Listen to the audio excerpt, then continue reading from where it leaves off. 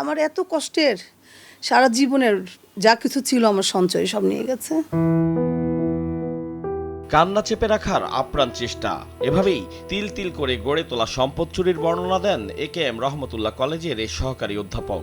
জানান, মেয়েকে নিয়ে হাসপাতালে গিয়েছিলেন তিনি, বাসায় ছিলেন না তার স্বামীও। এই সুযোগই কাজে লাগায় চোর, সর্বনাশ হয় তাদের। এটার ভেতরে একটা সেফটি লকার ছিল, সেখানে আমার 9.5 ভরি গয়না ছিল, সোনা, ওগুলো সব নিয়ে গেছে।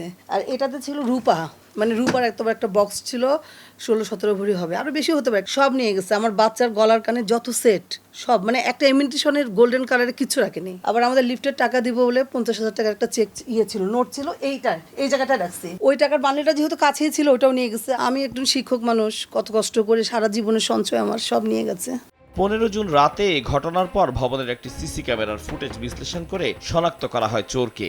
সেখানে দেখা যায়, চোর যখন উঠছিল সময় তখন রাত 10:22। 46 মিনিটের মিশন শেষে বেরিয়ে যায় রাত 11:08। শেষ মুহূর্তে কোনো এক কারণে পেছন ফিরে তাকায় সে, আর এতেই ক্যামেরায় স্পষ্টভাবে ধরা পড়ে তার চেহারা। পরে তাদের এক প্রতিবেশী ফেসবুক গ্রুপে ছবি দিলে শনাক্ত হয় চোর। অন্তর নামে ওই ব্যক্তির বাসা ভাটারা থানার নয়ানগর ফাঁসের টেক এলাকায়। ঘটনার পর থেকেই পলাতক সে।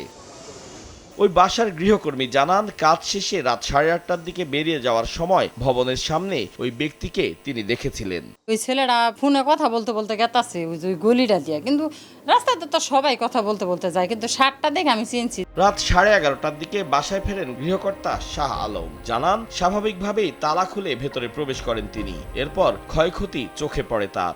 অনেক প্ল্যান করে চুরি করছে। সবসময় এই টাইমে আমার ওয়াইফ বাসায় থাকে, আমি হয়তো বাড়ি থাকি। ডাক্তার দেখাতে গেছে, তখন এই কাজটা কিভাবে হলো যদি তারা আগে থেকে এটা না জানতো।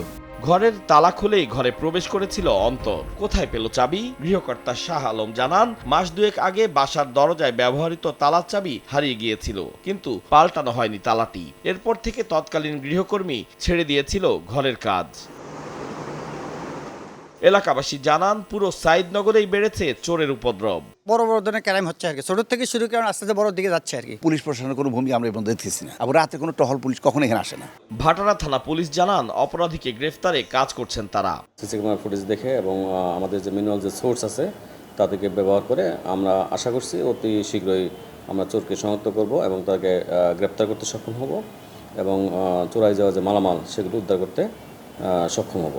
এদিকে মঙ্গলবার রাতে পাঠাও চালকের মাধ্যমে চুরি যাওয়া কিছু মালামাল তার বোনকে পাঠায় অন্তর। এ সময় পুলিশ ধরে ফেলে অন্তরের বোনকে, পাঠাও চালককে এবং এ ঘটনায় জড়িত আরেক ব্যক্তিকে। একজনের মাধ্যমে পেলাম 8 আনির মতো পাওয়া গেছে, আর কিছু পাইনি, আর শুধু ইমিটেশন এগুলো পাওয়া গেছে। চোর তার বোনের নামে পাঠাইছে, সে রিসিভ করছে, রিসিভ করে যখন রিসিভ করতে গেছে তখন থানার লোক যা ধরে ফেলাইছে, ধরে থানায় নিয়ে আসছে পাঠাওয়ার লোক সহ। বোনের মাধ্যমে জানা গেছে আর একজন আসামি এখানে ডেকোরেটর দোকান আছে তাকে ধরে আনছে এবং অরিজিনাল যে অন্তর, সে বলছে আমাদের মালামাল দুইটা ভাগ করছে, একটা অন্তরের কাছে আছে, একটা যাকে ধরছে তার কাছে আছে। অবিলম্বে চোরকে গ্রেফতার করতে পুলিশের জোরালো ভূমিকা চান তারা। আতাউর কাউসার, সময় সংবাদ, ঢাকা।